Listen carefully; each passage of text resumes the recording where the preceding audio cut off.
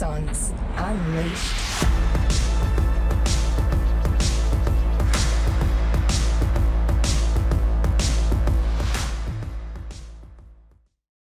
G'day everyone, Robbie Turner here. Another episode of Axons Unleashed. Hope everyone's having a fantastic day. Got a bit of a different spin for you today. As you know, Axons Unleashed is not just a property podcast, far from it. We covered all the stuff about why Axons started, back in episode 1, the key advisors and mentors that you get in your team in episode 2, and then we've really branched off into whatever else from there. Today it brings me great pleasure to have another awesome guy, a guy I don't know that well here on the Gold Coast. We've met only a couple of times through some mutual friends. Toby Atkins is going to join us. He's an amazing exercise physiologist here on the Gold Coast, but most importantly, he looks after veterans and specialises in doing that. So Toby, welcome to Axons Unleashed, mate. Oh, I really appreciate it, Robbie. I'm really excited to be here, mate. So. Mate, me too.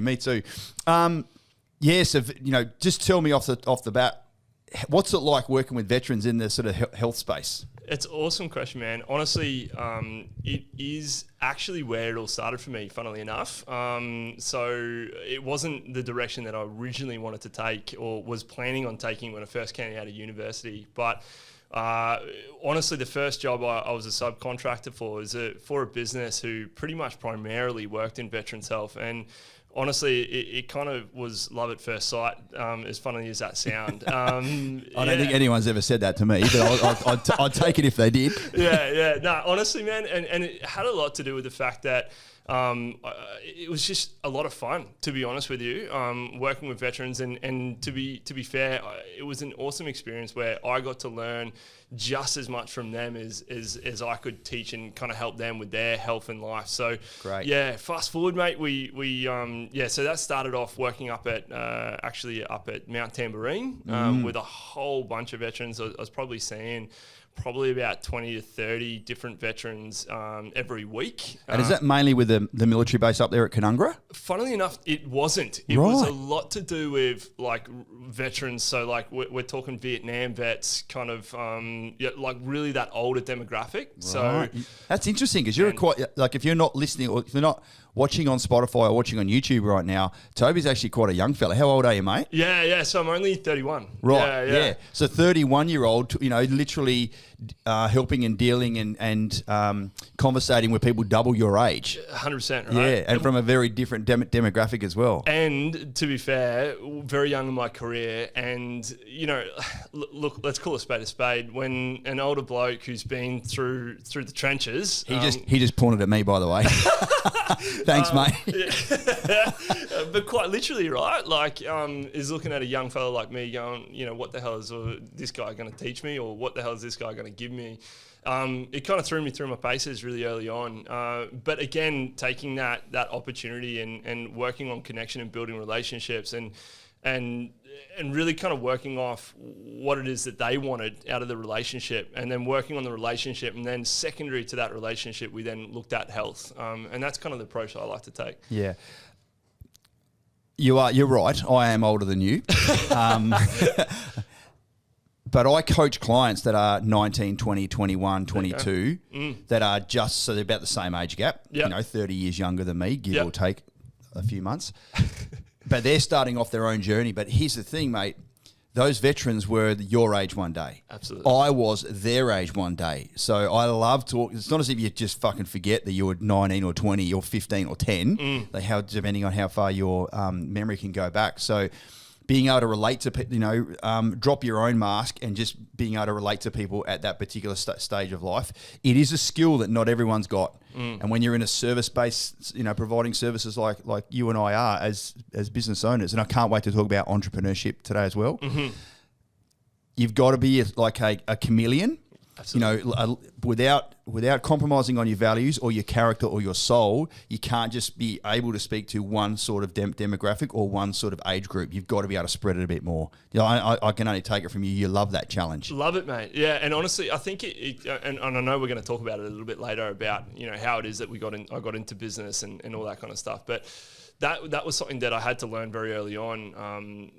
in my life because I was put into a position where I was a manager of a company with dealing with people twice my age. So all of a sudden I was thrown into that deep end of working with people who were older than me, giving them the respect that they deserve due to the experiences that they've been into, but also still being able to give value back to them. So it's been a cool experience. And again, like I think we were talking about it just earlier today, like I love working with veterans. It's a passion of mine, and still to this day, when I now only have personally 3 clients, I still every Saturday morning wake up and look after my Vietnam veterans every Saturday morning and go to brekkie with them afterwards. So, Oh, that is cool. oh, mate, it's awesome. I love that. Yeah, yeah. Well done, mate. Well done.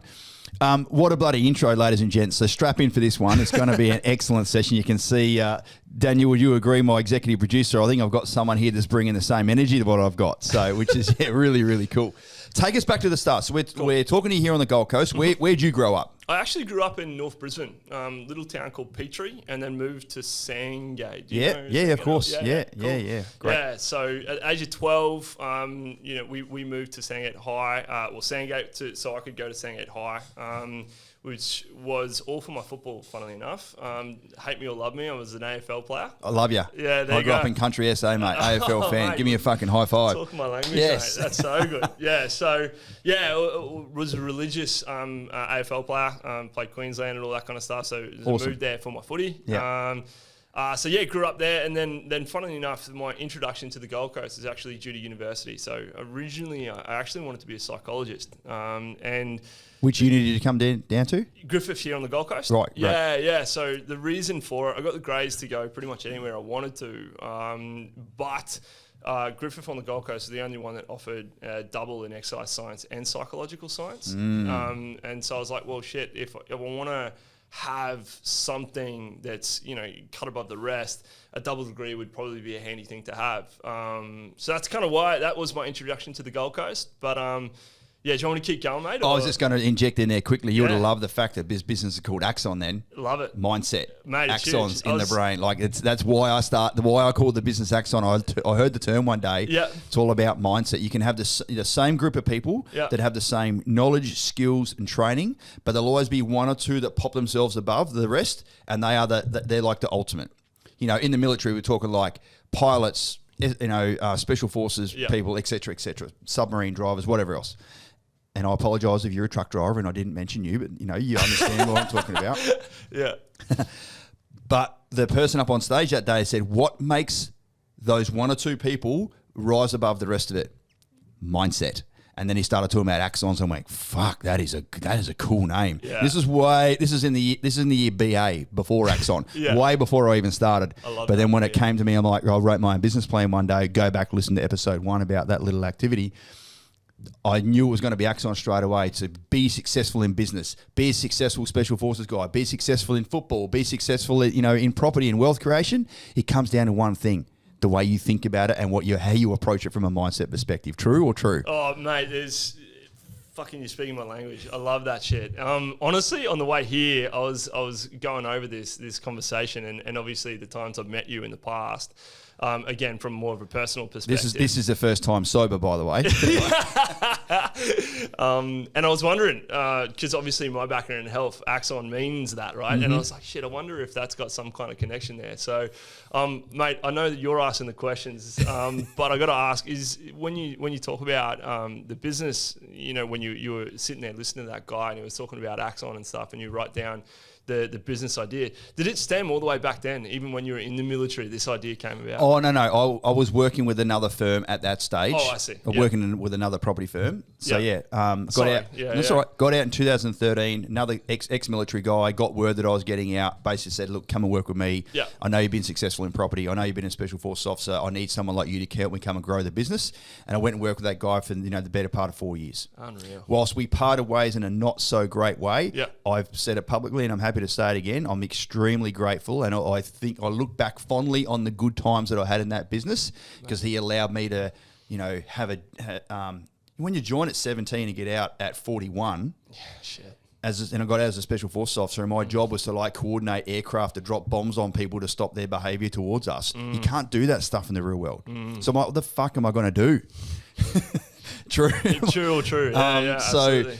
yeah, I'm still eternally grateful for that guy, and the opportunity that he gave me was awesome. But it didn't work out for us. Yeah. And we decided to go in a different direction. And hey presto, then I'm like, so we were over in Cebu listening to it with another conference over there, and they had a guest speaker. That's when I heard it for the first time. Magic. I did not know I was going to incorporate that into my own business one day. Yeah. It was all about, wow, that's a cool name, and it always stuck with me.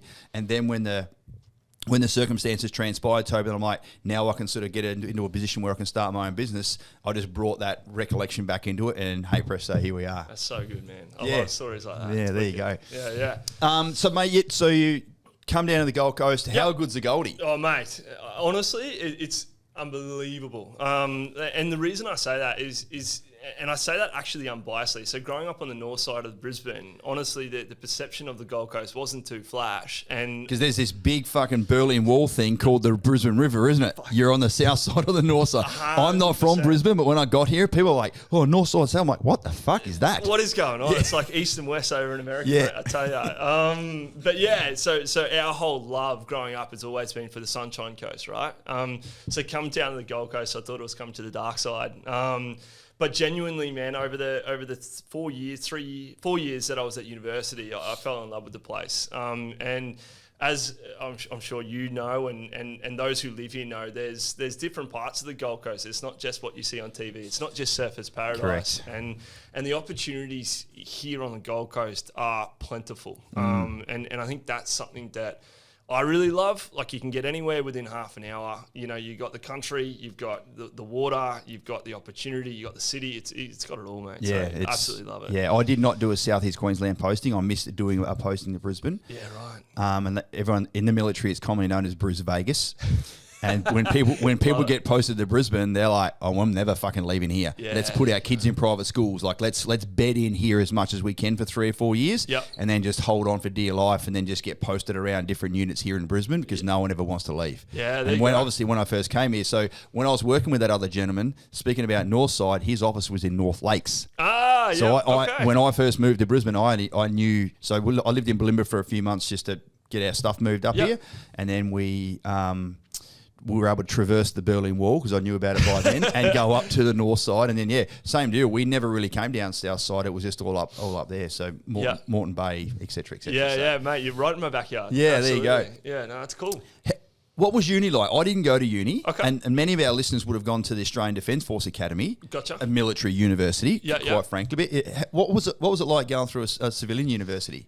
Because Mate. Griffith is an amazing, very well renowned. So there's Bond and Griffith here on the Gold Coast, For right? sure. Yeah. So, mate, honestly, my clients may not want to hear this, but honestly, it was... They probably won't. Yeah, but it was fucking awesome, man. Like, genuinely, it was probably some of the best years of my life. I certainly did it what I would consider the right way, which was met a lot of incredible people, had a fucking phenomenal time, learnt lots, and probably kind of it was then when I moved out of home too, right? So I moved out of home, kind of found myself, developed who I was as a human, and started basically moving forward with life. So as much as I talk highly of university, I think looking back as well, it is what you make of it. I know a lot of people who've been to university and had a very different experience. And I also know a lot of people who go to university to go to university and just for that fucking reason, like to tick that box, To tick the box, yeah. to be that person. And for me, to me, university is a stepping stone, and it's an incredible time if you choose to have that incredible time. But it's not something that I would, if and when I have kids, it'll be a choice. If they go, they will go because they need the degree to do what they want to do, not just to go to university. To fulfill if that their makes life's sense. purpose. Yeah. Or- Exactly. yeah. I think that's something that, I preach that to a lot of parents and things as well. I'm like, look, university is just another organisation. It's another corporation trying to make money. Yep. Right? And they're very fucking good at it, right? And the perception is in the civvy world, like, unless you go to university, you're not going to be anything. Which is, I think, is just honestly the biggest crock of shit. Of course it is. Because, to be fair, most of the people that I know are super successful didn't go to university. Yeah.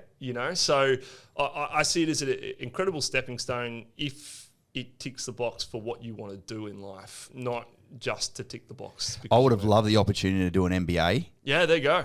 But when Tammy and I were booted out of the other business because I disclosed to him that I was going to maybe do it by myself one day in the future, maybe.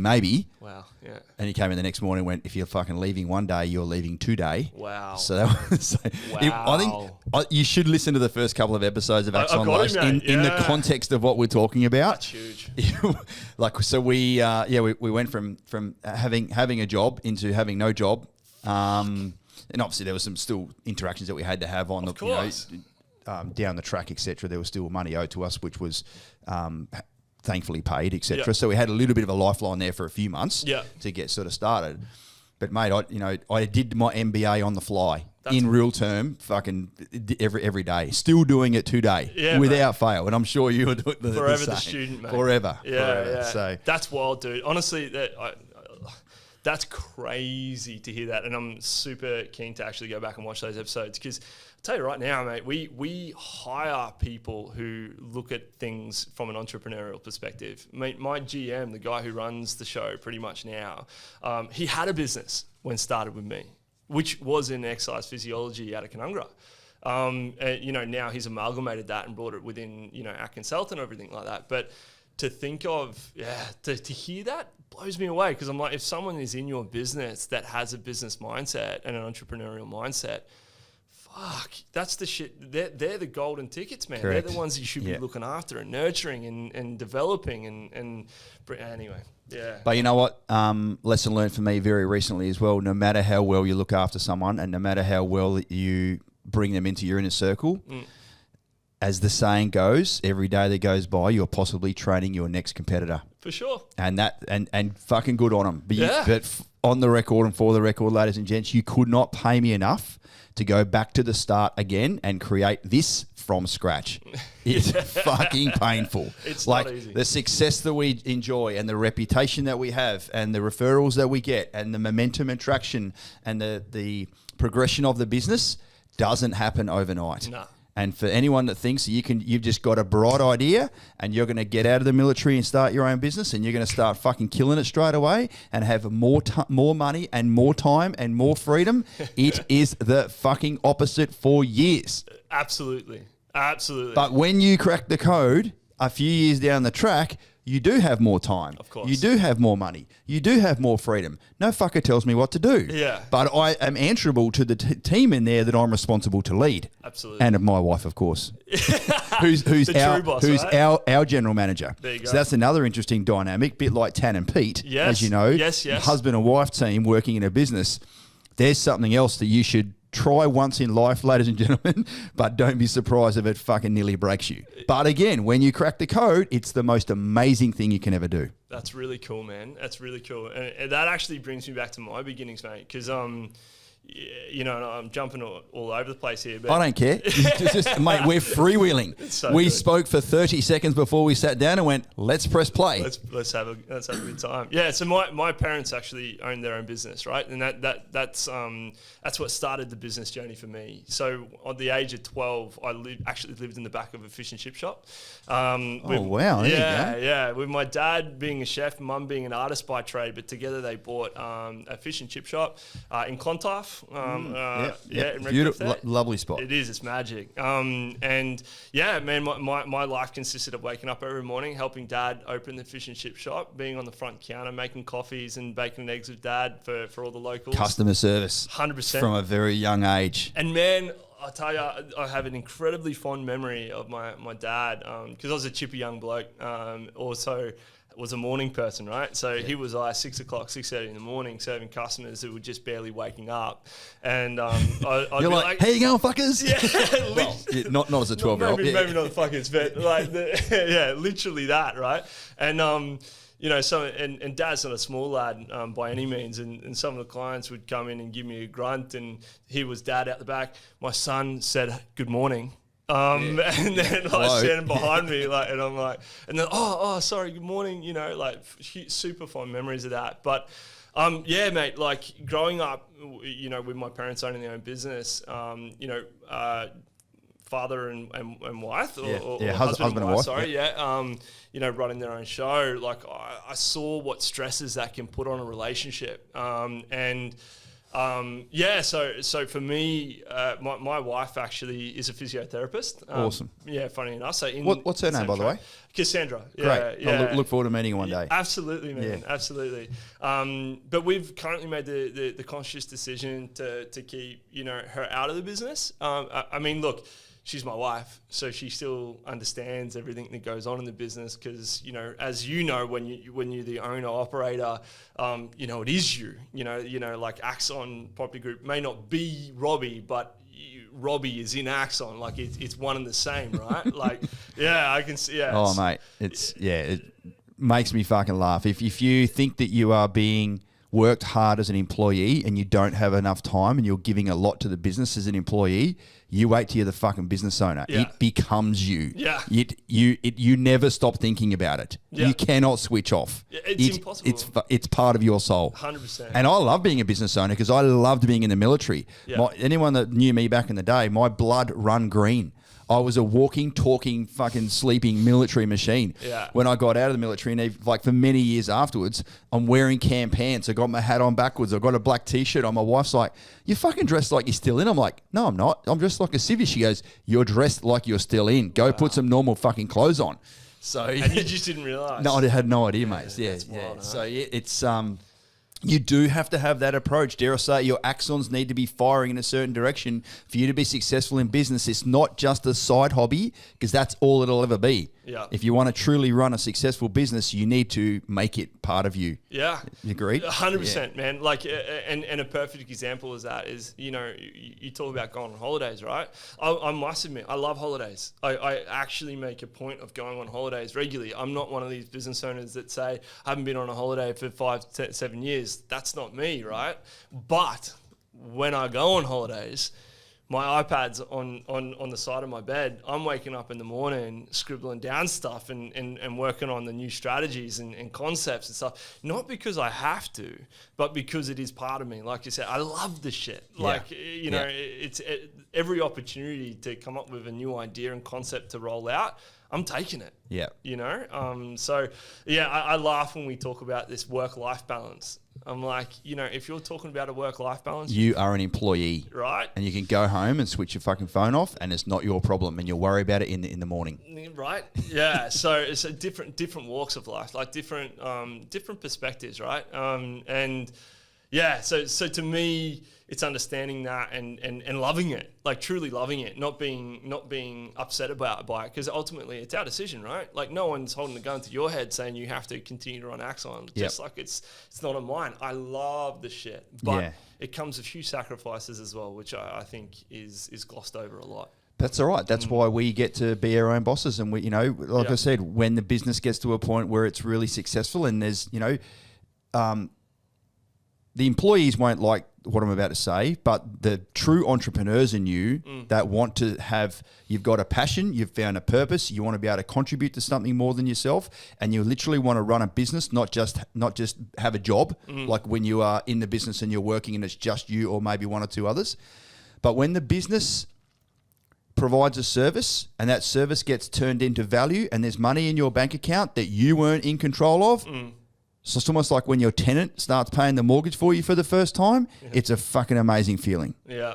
When you can do that at scale and there is lots of money in your bank account that you weren't directly responsible for, that's what running a business is all about. And running a business is not about making money. Money is the byproduct of you providing a services to other people that they feel valuable for, that they want to give you money, because that's the exchange of value. Couldn't agree with you more. And if you get into business to make money, and that is your sole purpose, in my opinion, you're not going to succeed. Nope, you'll never, because it's only ever a transaction. Exactly, and transactions don't make success, right? I'm a big believer, again, for over the student, right? Like there is an incredible amount of very successful people in this world.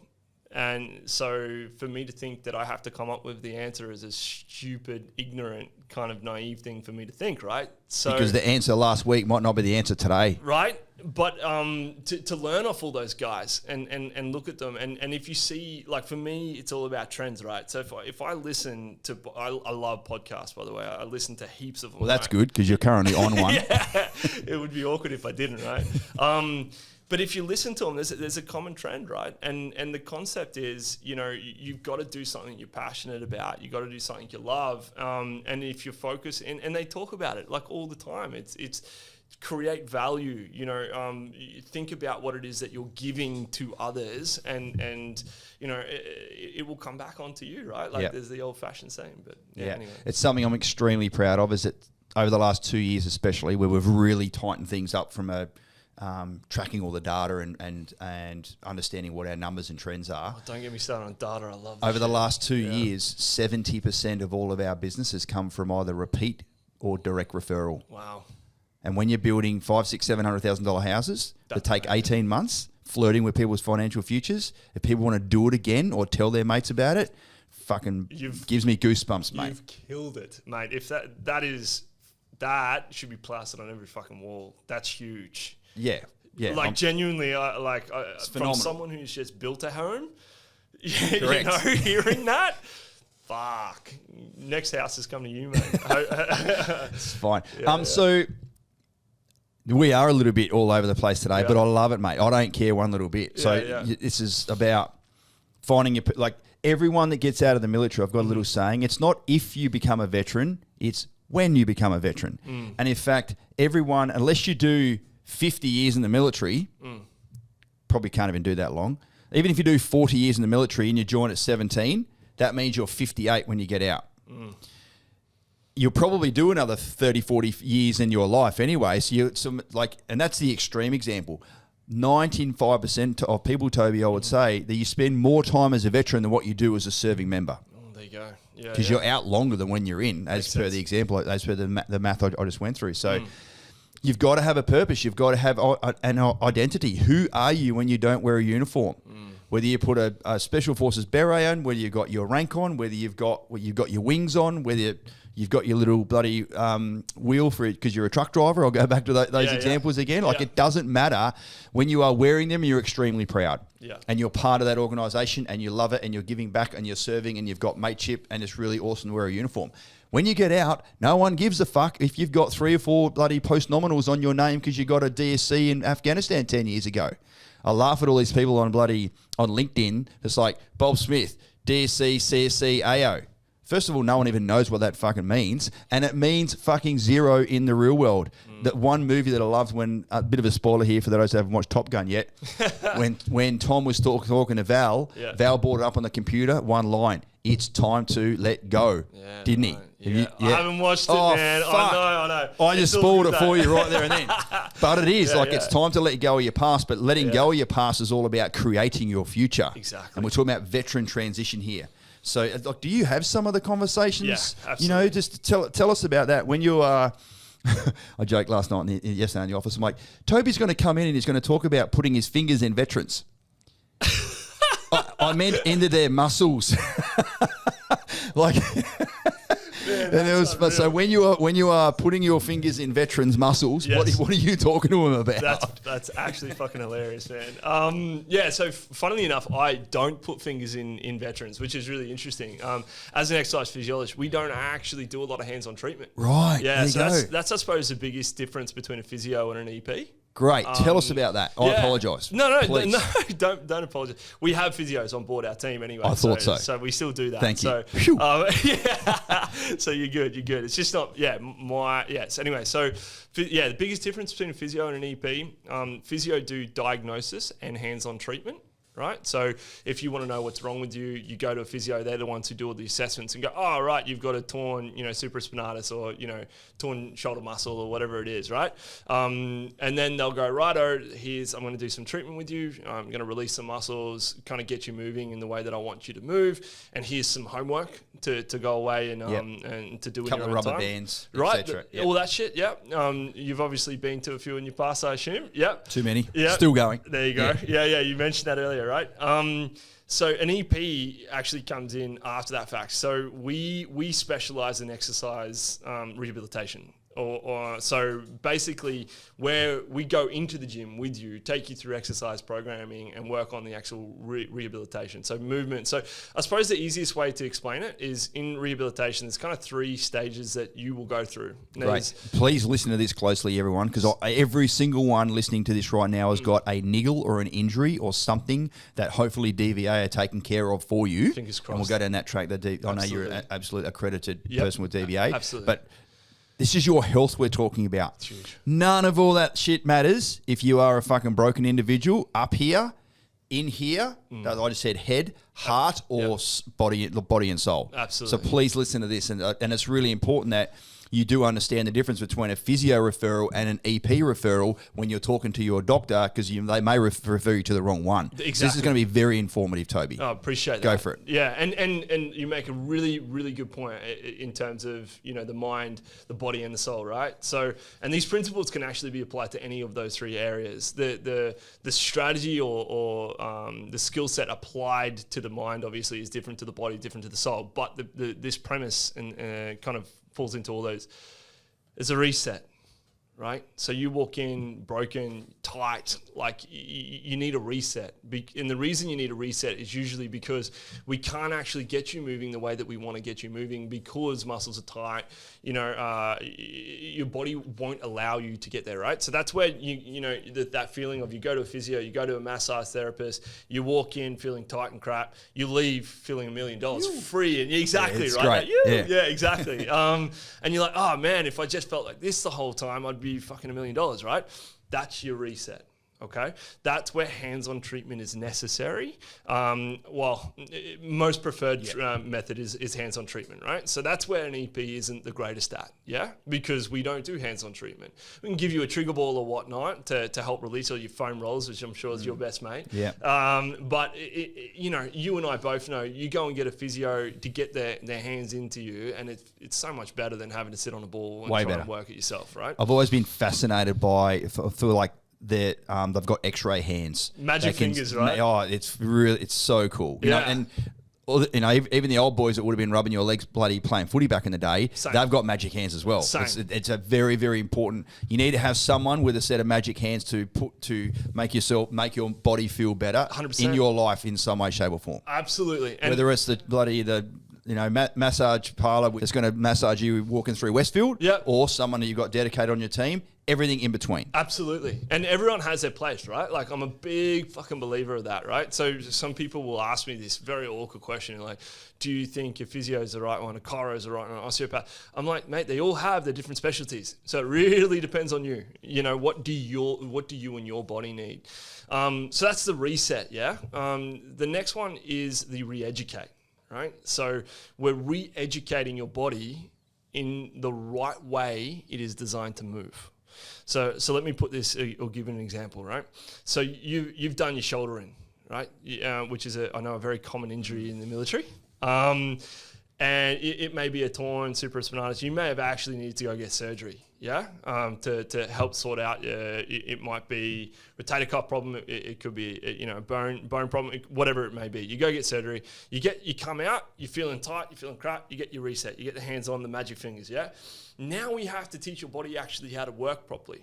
And I know that sounds really odd, but the way that you move usually is there's the perfect, which we're all aiming for, but to be honest with you, pretty much none of us are ever going to get, right? Correct. Because of the changes that has happened in the environments we've put ourselves over our lifespan, But if we know what perfect is, we can always strive to go at least closer to that as we can, right? As close as we can to that. So that's that re-education piece, So to give you a good example, if you're doing a seated row in the gym and you're not getting shoulder retraction, well, you're not actually using your shoulder in the way that it's meant to be designed, right? If you don't have scapular movement or shoulder blade movement when you take your hand above your head, well, that's going to cause issues because that's the way your body is actually designed. So if you look at the actual anatomy and the physiology of your body, which is obviously what we go to university to learn what's going on underneath the skin, there's the way that your body is designed, and then there's the way that we use it. And the re-education piece is trying to get the way that we use it as close as we can to the way that it's designed. Yep. Does that make sense? Yeah, love it, mate. Yeah, perfect. Did you find it fascinating and have they got some really good models and everything? Ridiculous. Probably even better now than what they had when you were going through as technology comes in. Insanely better, yeah. And the crazy thing is, it's fucking fascinating, mate. We go and have a look at cadavers. We actually go and have a look at, and I know this What's a cadaver? It's a person. Right. It's an actual person. Right. I haven't heard of that term before. Yeah. So cadavers basically, when someone passes and they dedicate their body to science. Yep. That's what they're dedicating themselves to become a cadaver, right? Awesome. So you go into a wet lab and we actually are there in front of us looking at people whom have passed and able to see what it looks like, because you see it in a textbook, you see it online, they make veins blue and arteries red and all this. Yeah. That's not the way it looks, Yeah. right? And when you're looking at the perfect anatomy, no one's got a perfect anatomy. To see that in real life, obviously very different. So that's that re-education piece, and that's where you get this beautiful crossover. And I say beautiful because, to be honest with you, in someone's rehabilitation journey, it should be beautiful and there should be crossover. Where you see a lot of professionals who've got, in my opinion, the wrong mindset, and they see crossovers as a negative. They're like, don't encroach on my treatment. You're an EP, I'm a physio, or vice versa, or chiro. The crossover is beautiful, because that means that the client, which is what we should all be thinking the most about, they get this beautiful synergy from one profession to the other. They don't get this stop, fuck, what do I do? Start again. Yeah. Effect. It's this beautiful crossover. So that education piece is the crossover between professions with hands-on therapy and an exercise physiologist, right? We have 3 crossover points in this business. Oh, there you go. The coaches do the coaching. Yep. Then we cross it over and give it to the property specialist to take through the next bit. Yes. There's another bit of crossover where the girls go and build the house, and then it gets crossed over to our relationship manager for the life of the property. So I understand exactly what you're talking about. And I bet there's no stop and finish, stop and go, right? It is a transition where you get both. There's a time period where you're getting both, I assume. Yeah. Yeah, there you go. Yeah. When I was explaining the business model to you out there, when you sort of first came in, you're like, everything. You do the whole lot. Yeah. I'm like, yes, that's what the business model is. And your job as health professionals is to do the whole lot. Same but thing. not every. I'm not a build support. I'm shit at building houses. There you go. But I know how to coach people. There you go. It's the same thing, same, exactly. And I love that shit, man, because to me, the secret of life is simplicity, right? I love that. If I think I see true experts when they're able to take a very complex thing and make it simple. So I truly and honestly believe that a lot of business and a lot of life is actually the same. Like the same way you manage, I was having this conversation with our practice managers earlier this week, trying to help and coach them to become better managers. And what I was saying to them is the same way you manage your money, and I know this is going to sound really weird. No, it won't. Is the same way you should be managing your people, which is the same way as you should be managing your processes. Like it's the same. And the more you realize that, it takes, the things that you do, the leverage that you use and the investment that you're putting in and for a long-term reward, like it's the same shit. So the fact that your model is the same, it makes sense to me. Yeah. As weird as it's like property and coaching through to health, it's the same, but it is, right? Yeah. It's a journey. Yeah. Absolutely. And if you have one of my main sort of buzzwords I'm using at the moment is care. Yeah. If you care enough about if you care about the macro and you care about the micro steps, you'll put the effort in and 100%. You won't miss out. And there'll be a proper transition and there'll be notes provided and there'll be communication on the back, like everything, mate. Yeah, and that's why you have 70% of your people coming from referrals and direct. That's why. The give a shit factor. Exactly, yeah. So you've got the reset, the re-education. I am listening. And the last one is reinforce. Love it. Yeah, so the reinforce is obviously our genius mode when it comes to exercise physiologists. And it's, to be honest with you, in terms of healthcare in general, I think the place that the poorest amount of attention is put on. And to be honest, it's probably the most neglected part of people's healthcare, right? Which is why I love, when looking at your model, there's that relationship part at the end, right? Which is a whole department of your business, because if you don't nurture the relationship, you don't nurture the re-education that you've just given the new body, right? Your body, it's going to go back to shit again. Yeah. Right? Because we're all guilty of that. When we're not sore in that particular body part anymore, we don't exercise it because it's not sore. We only need to. We only fix it when it starts getting sore again. Right. Everyone put your hands in the air and say, I'm guilty of doing that. Exactly. Daniel, well done. All of it, even you. I love it. Dude, 100% I am. Yeah. And so that's I think the biggest problem. And look, again, our secret sauce, we believe is there's 4 things to the success of any program, be it rehabilitation, be it anything in my opinion, and that is you've got consistency and compliance. Right, so they're to me the 2 major and most important things. Is that 2 or just 1? It's 2 different. Yep. So that's 1 and 2. Yep. I say them together because they are very much related, but they are distinctly different. Mm-hmm. So you can be compliant to a plan that isn't consistent. Correct. You know what I mean? Tracking. Yeah, right. Exactly. And so to use health as or you can be doing lots of things consistently that are not good part for of you. The plan, right? Yeah. Exactly, right. And so I use the analogy of going to the gym, right? And this is I think brilliant, particularly for those in the military, yeah, because they're training every day, yeah. Mm-hmm. So this is the part that I think a lot of professionals miss. To be fair, yeah, they talk about technique being the most important thing. Yeah.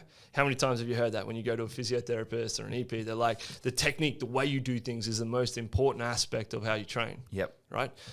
I would love that to be the case because it would mean that we're more important, but it's not. Because if it was, all the big bullheads going to the gym, yeah, that are fucking massive, they're strong. You can't deny that fact. They are fucking strong. They're sitting in front of you lifting, 180 plus kilos in a squat. That is strong. They may be doing it the most stupid way that you've ever seen, but they are strong. Their technique is poor, but they're strong. Exactly. Yeah. And how are they strong if technique's the most important thing and they're doing a poor job? They are strong because they are consistently going to the gym, sticking to their plan. Their plan might not be perfect, but if they're going to the gym every day for 5 years, they're going to get big. They're going to get strong. Yep. Right? And you look at the military, a lot of the guys that I look after, who are the older veterans, they are broken, and half of them are broken before they even got to serve because of how they're flogged, right, in their training. Yeah. And I know there's some method to that, right?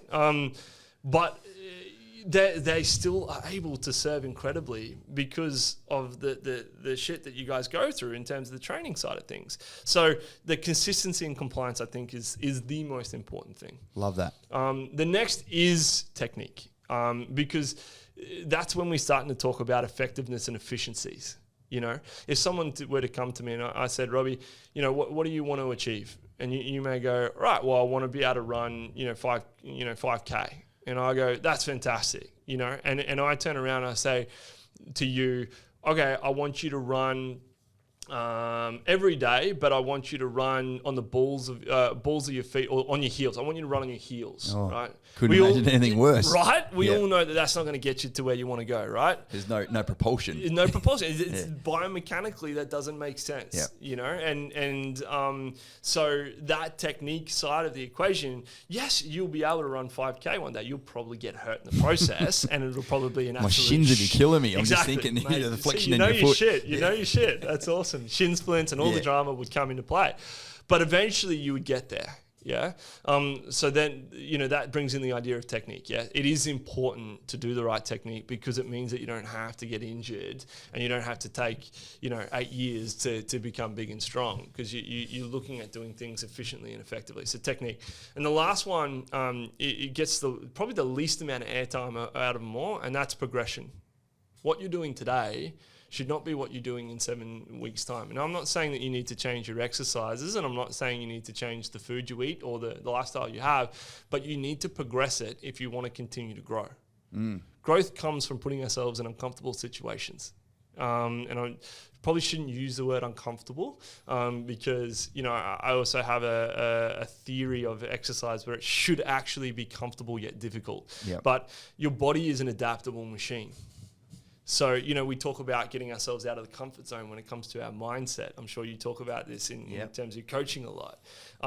We grow when we get put into difficult scenarios or things that our body finds challenging, whether it be mental or physical. So we need to if we want to continue growth, we need to continually put ourselves in a difficult situation. So our body and our mind needs to or wants to or has to grow to basically become proficient in whatever it is. It's the only way that we can all learn lessons. Right. You can't tell an adolescent what it's like to be a human. They'll listen to you, but until they go through, both of you were smirking, until they go through the uncomfortable circumstances in in every context that means, that's when they'll grow. For sure. Like I remember what it was like to be a 20-year-old, a 30-year-old, a 40-year-old. Now soon I'll remember I'll experience what it's like to be a 50-year-old.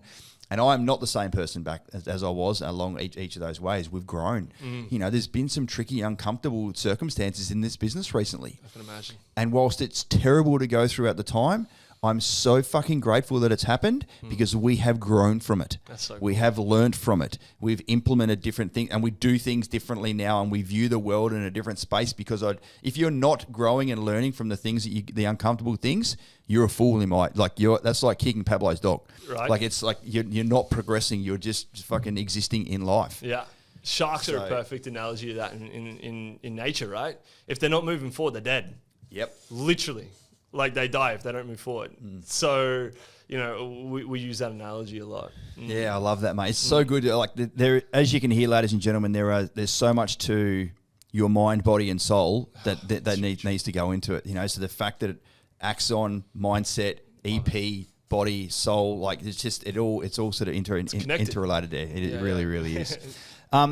How can people find you, man? Yeah, cool. Yeah, tell me. Yeah, sweet, man. I appreciate that. So we've got 5 locations here on the Gold Coast. List them for me. Yeah, cool. So Temple Gym, we're in Temple Gym, which is down in Varsity Lakes. Great. We're in Pindara Physio doing some of their stuff in there. Slightly different model there, but we're there. We're actually out at Live Fit Gym out in Canungra. Great. So we get a lot of veterans and stuff coming through there, which is really cool, obviously being close to the Canungra Barracks. Then we're at the Gold Coast Performance Centre, which is at Runaway Bay. Huge facility. It's our flagship location. It's where we all started. Right. I've not been to the facility. Man, you got to check it out. It's unreal. It's like Gold Coast Performance Centre. Legit. Yeah. So who owns that? Who runs that? Actually, the government. Oh. Yeah, so the government actually own the facility. It's just changed hands into the sport and tourism component of the government, but it's massive, man. We're talking like Comgem's training arena. It's got on-stay accommodation, a full running track, indoor and outdoor pools. At Runaway Bay? At Runaway Bay. Okay. Yeah, so you know the Runaway Bay Rugby League Club? No. Shopping centre? Yes. Yeah, cool. So I know what that is. Yeah, awesome. And the roundabout where the the police rugby league, station just to the back of it there. Absolutely. Yeah, right. Yeah, so it's literally down that Morella Ave. It's just across the road. It's amazing how many people don't know it's there, but it's probably the biggest centre in all of Queensland. Right, there you go. Fucking massive. Yeah, so fantastic. that's our biggest clinic. We're in there. Is that what do we got there? That was 4. Yeah, and then we've just kind of we did move up to Pimplemar and worked out of a place called Hype Gym. Some things have kind of fallen through a little bit there. Not with Hype Gym. Hype Gym are incredible. They were put under some unfortunate situations, but if you're chasing some help up there, just talk to Hype Gym directly, and they can help you out with some stuff as well. So fantastic. Yes, that's us, and obviously covered as you mentioned by DVA under obviously a referral from the doctor. From the doctor, yeah. Tell us quickly about that before we wrap up. It's been such an awesome session, Toby. Appreciate it. Do you reach out to DVA and go, hey, we're an awesome EP, sort of like just give, because everyone listening right now goes to a health professional and they either are or are not accredited with DVA. Right. I was seeing a chiro, he wasn't accredited with DVA. I see. I had to collect the receipts, I had to submit it all, I had to get reimbursed. It was just a pain in the ass. Yeah, massive. So I was like, fuck it, I'll go to someone who's already accredited. I walk in, Easier. they tick my name off, I walk back out again, happy days. Got my 12 visits, no dramas. Yeah, absolutely. So it is much more convenient for us, the end user, Yes. to go to someone that's obviously DVA accredited. Yes. But I'm always wondered, how does that work on the back end for you? It's really hard, man. Really easy actually on the back end to answer that question. So being accredited, it's super simple. There's heaps of technology out there that makes it really easy from our perspective. The tough part for us in terms of veterans and DVA is we're not allowed to market directly to them. So I can't go out and be like, come see us, this is great. So I can. Yeah, you can. And this is why it's really cool to do this, for us today, because it creates that awareness. And whether or not they come to see us, which we would love to look after to people, or someone else who's an exercise physiologist and physiotherapist. One thing I think I hear a lot is veterans or people in the military or just leaving, they don't know that they have or are allowed access to these kind of services a lot of the time. So the fact I get to sit here and talk to you and your audience is probably likely in this position, go and talk to your doctor about the help that you can get, because you'd be surprised how much is actually covered by veterans and DVA. So for us, it's sad because I love, and my team love looking after veterans, because one, you guys looked after us, right? Yep. That's truly and honestly how I feel. So, I want to take this opportunity. You said that to me when I first met you. Just pulled me aside. You went, "Thank you for your service." Dude. I'm like, "Fuck, I don't get that very often." It's not an Australian thing to do, which is so counterintuitive to how proud we are as a nation. Fucking stupid, like genuinely, mate. Like, it's weird. It always starts to make me, like it's a weak spot on me, right? Because I've had so many fucked up conversations with my clients about the bullshit that you guys have to go through, and it's like, the fuck, like you've literally laid everything on the line, so that we can have the lives that we have. So to be honest with you, it's the smallest thing that we can do, and is to give back to you guys and help you guys out is in any way that we can. So that is a sad point, that we can't directly kind of talk to people and try and help more. But we love veterans. That's why I was saying to you earlier, we look after actually 70 to 80 veterans every month. So we've got a big community, which I personally, sorry, mate, I don't keep going on here. No, but, so you can go as long as you want. I think it's super important. Again, brings us back to a conversation we had earlier. Like, although I've looked after a lot of veterans, I'm not going to sit here and pretend to know what you guys have been through. It's important. I can't. Like, as much as, I can't say that I would like to know, because fuck, like, again, you can't do it as a side hustle. No, exactly. And I can't, like, the shit that I've heard you guys have to deal with, I'm like, fuck, better men, stronger men than me, you guys, again. But that's why, like, through what we do to create a community of other veterans, so, like, that you guys can talk to about with the shit that we can't understand, but other, comrades and those that have been in that position have. That's why I love our Saturday mornings, mate. We go and we train, and then we just go have coffee, and the boys talk about the things that they choose to talk about. Some they don't, some things they don't, and some things they do. But to be able to, through this company, facilitate that collection of like-minded, people, so that they can have, be in a room of people, which I'm sure you do as well through your coaching in this business, is putting, taking the military guys and saying, hey, there are people like you in civilian life, and you can have those conversations that you otherwise wouldn't be able to with the likes of me as well. So I love the ability to be able to give that, leveraging it out to the other guys who are in the same position, as well as obviously doing what I can to help as well. So, and I know that DVA doesn't pay you the exact same rate as what someone else would pay you, and that's another fucked thing, for the record. Yeah. And I'm always so grateful to go and see a health professional, knowing full well that they're not getting the full rate. Yeah. Why and how that is the case, that's a conversation for another time, which I'm not qualified in. It is. But it just doesn't pass a pub test. Yeah. It's not. You should be getting paid more to treat us based on the very passionate outcry that you just put forward. Yeah. but in the same time, and I completely and entirely agree with you, but at the same time, it sifts out the bullshit people who don't give a fuck and only care about the money. Yeah, very true. Like, because I genuinely don't even give a shit about that. I really don't. Like, it doesn't even fucking cross my mind, because I'm like, fuck yeah, we get to help more people. Yeah, such a good, and that's the honest truth of it. Whereas I think the NDIS are a perfect example. NDIS pay through the roof. Yep. How many fucking cowboys are now out there treating NDIS, doing a shit job? It got some media attention recently. Yeah. And the money's there, right? Yeah, so there is the goods and the bads. But anyway, but it's very. As I just wrap up, ladies and gents, if you've got a sore spot, go see your GP. Like, here's the thing. I'm now a little bit embarrassed about it. I don't get embarrassed. I get embarrassed easily, but it's not very often. Right. I didn't know the difference between an exercise physiologist and a physiotherapist. And I have had thousands of injuries over the years, and I do know a little bit about exercise physiology. Yeah. And I didn't know that. So I'm sure as shit, if I don't know, I bet there's plenty of other people out there right now that don't know. So when you're having a chat to your doctor with a particular ailment, let them know that you want to go see a physio. But then once that's done, you also want to be referred to an exercise physiologist for the reasons that you just went through. Absolutely. And oftentimes we do it at the same time. Because, the physio is looking after the pain in the shoulder whilst we're, reinforcing the knee pain that you had, and strengthening up that component. But to be fair, there's probably just as many times, Toby, where it's not like that. 100%. It's separate. Absolutely. And there's there's not necessarily a big, not necessarily a really big location whereby everyone's located in the same spot. So Absolutely. we've now educated you, ladies and gents, on making sure that you can look after your body in a different way. Toby from Atkins Health here has come and now joined me on the Gold Coast.